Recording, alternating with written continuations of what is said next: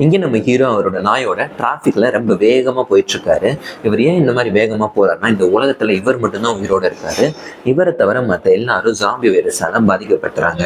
இவரை மட்டும் ஏன் ஜாம்பி வைரஸ் பாதிக்கலைன்னா, இவரோட எதிர்ப்பு சக்தி ரொம்பவே அதிகமா இருக்கு. இந்த உலகத்துல இவருக்கு துணையா இவரோட நாய் மட்டும்தான் இருக்கு. மற்ற எல்லாரும் ஜாம்பி வைரஸால பாதிக்கப்பட்டாங்க. இவர் டெய்லியும் சாயந்தரம் என்ன பண்றாருன்னா, சூரியன் மறைகிறதுக்கு முன்னாடி அவரோட வீட்டுக்கு போய் வீட்டை சுற்றி ஆல்கஹாலை தெளிச்சிடுறாரு.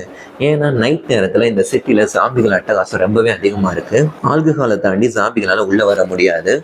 இவர் வீட்டுக்குள்ளே போய் நல்லா எக்ஸசைஸ் பண்ணி அவரோட பாடியை நல்லா மெயின்டைன் பண்ணுறாரு. இவர் கூடயே சேர்ந்து அவரோட நாயும் எக்ஸசைஸ் பண்ணுது. விடிஞ்சதும் அவர் டெய்லி ஒவ்வொரு ஊருக்காக போகிறாரு. போய் அந்த ஊரில் யாராவது ஒருத்தராவது உயிரோடு இருக்காங்களா அப்படின்னு சொல்லி பார்க்குறாரு. ஆனால் யாருமே உயிரோட இல்லை.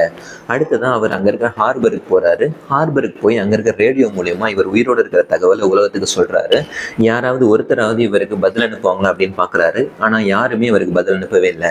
இதனால அவர் என்ன பண்றாருன்னா, அவரோட வீட்லயே ஒரு லேப் செட்டப் பண்றாரு. அந்த ஜாம்பி வைரஸ்க்கு மருந்து கண்டுபிடிக்கிறதுக்காக லேப்ல இருக்கிற எலிகள்கிட்ட எல்லாத்தையும் பரிசோதனை செஞ்சுட்டு இருக்காரு. ஆனா அவருக்கு பாசிட்டிவ் ரிசல்ட்டே வரல. இதனால கடைசியா அவரோட சொந்த ரத்தத்தை வச்சு பரிசோதனை செய்யறாரு. அது மூலயமா அந்த ஜாம்பி வைரஸுக்கு எதிராக மருந்தை கண்டுபிடிச்சிடுறாரு.